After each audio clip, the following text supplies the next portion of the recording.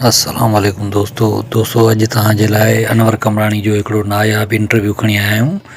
दोस्तों इहो इंटरव्यू मेज़बान ज़ारा वरितो, जंहिंजो शो आहे नाइट विद ज़ारा।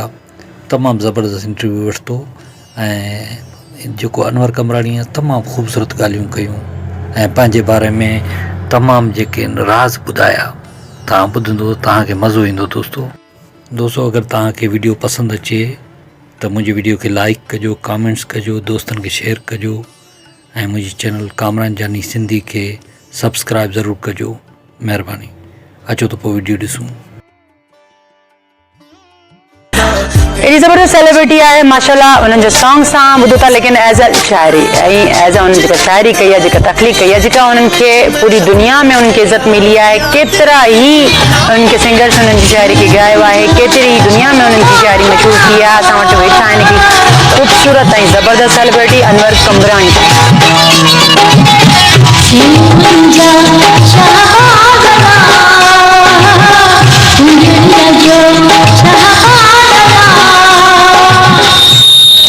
अॼु अवांजे साम्हूं हिकिड़ी अहिड़ी शख़्सियत जंहिंजो नालो अनवर कमरानी ऐं कंधकोट में हुनजी ताजपोशी, अवांजे हथुनि ते ताड़ी जी तमामु नंढड़ी मायूसी।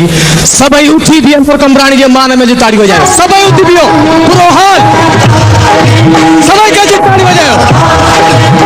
कीअं आहे सभु ठीकु ठाक? तव्हांजी वॾी वॾा असां थोरा रहता आहियूं चैनल वारा, त तव्हां पंहिंजो कीमती वक़्तु ॾेई असां वटि हींअर आया आहियो ऐं असांखे ॾाढी ख़ुशी थी थिए ऐं यकीन कंदो सभ खां पहिरीं तव्हांजो थैंक्स, तव्हां असां सां गॾु वेठा आहियो।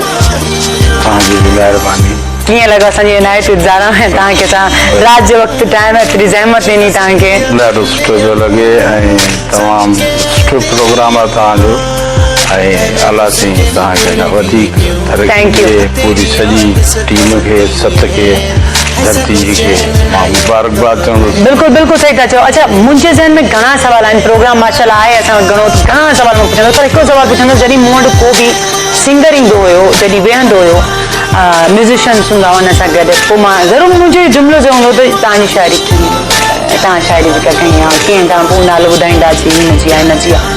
अच्छा, मां सोचींदसि ठीकु आहे, आवाज़ बि अलाह जी हिकिड़ी वॾी नेमत आहे, वॾी नेमत आहे। म्यूज़िशियन इहे पंहिंजी हिकिड़ी मां चवंदसि जेके शाइरी लिखंदा आहिनि ऐं कॾहिं बि मूंखे इतफ़ाक़ सां ईअं मौक़ो न मिलियो आहे त मां कंहिं शाइर सां वेहां ऐं मां वेही हुन सां उहे तासुरात पुछां त हीअ जेके फीलिंग्स कीअं ईंदियूं आहिनि, छा माण्हू कीअं लिखंदो आहे शाइरी।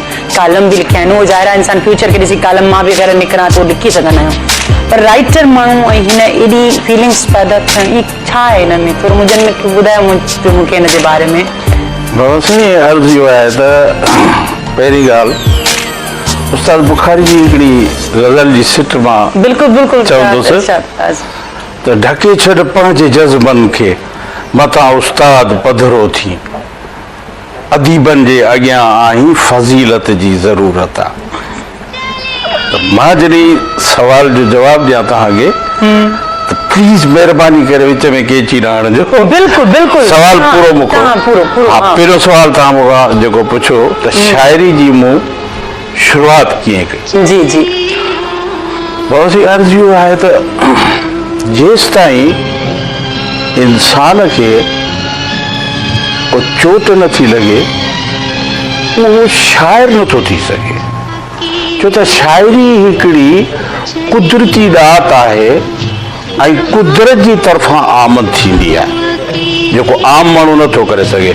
सिंगर थी सघो था, तव्हां चाहियो त सिंगर थी सघो था, छो जो सिंगर थियण में मां तव्हांखे सेखारींदुसि।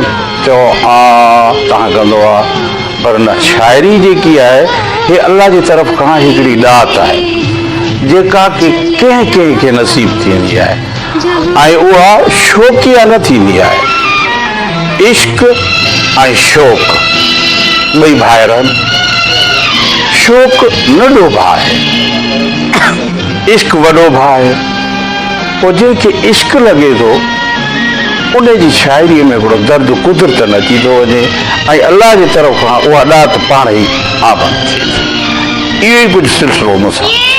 अच्छा ये सिलसिलो तो वही मां यही सवाल पुछण चाहियां पई न त मां चयो अच्छा पोइ मतिलबु चोट लॻी पोइ उहा शाइरी हिकिड़ी बिल्कुलु थी ज़हन में उहे फीलिंग्स पैदा थियूं केतिरो सर तव्हांखे हिन शाइरी में केतिरो सुठो आहे पंहिंजे बारे में असांखे डिटेल में थोरो ॿुधायो। हाँ बाबा सिंह मूंखे तक़रीबन मां 1983 खां वठी लिखणु शुरू कयो अच्छा ऐं अलाह जा करम 1983 में ई मूंखे फनकारनि ॻाइणु शुरू कयो। पहिरियों तव्हांजी जेके तव्हां पहिरीं जेका लिखी हुजे हुन जेका सिट जेको तव्हांखे ऐं हुन तव्हांजी पहिरीं सिट हुन पहिरीं शाइरी हुन पहिरीं गज़ल तव्हांखे छा मोट ॾिनी हुयो जेको वो फीलिंग्स ऐं उहा सिट असांखे ॿुधायो। जी उहो हर इंटरव्यू में हर चैनल ते जॾहिं मां किथे वियो आहियां त उहो मुंहिंजी ज़िंदगी जितां ठही ऐं उहा ई पहिरियों 2 सिटूं जेके पहिरियों ई गीत हो मुंहिंजो उस्ताद बुखारी ज़िंदा हो जॾहिं मूं हुनखे 2 सिटूं ॾेखारियूं त उस्ताद ही कलाम मूं लिखियो आहे त उस्ताद खे यकीन न पियो अचे उस्ताद बुखारी खे त को ही तो लिखी आहे शाइरी। पोइ जॾहिं मूं हुनखे चयो ॿुधोसीं तव्हां असांजा मुर्शिद बि आहियो उस्ताद बि आहियो ऐं असां तव्हांजो कूड़ो कसम कोन खणंदा आहियूं तव्हांजो कसम त ही मुंहिंजी शाइरी आहे ॿुधो त पोइ हुन मूंखे चयो त जेकॾहिं ही पहिरियों कलाम तव्हांजो आहे तव्हां अॻिते हली तमामु सुठो नालो कमाईंदो मुंहिंजी तव्हां सां दुआ गॾु आहे त उहे 2 सिटूं तव्हांखे ॿुधायां थो त उहो तव्हां थोरो फरमाइश बि कंदा आहियो अक्सर गेस्ट खे मूं ॾिठो आहे पंहिंजे हिन में तरन्नुम में कुझु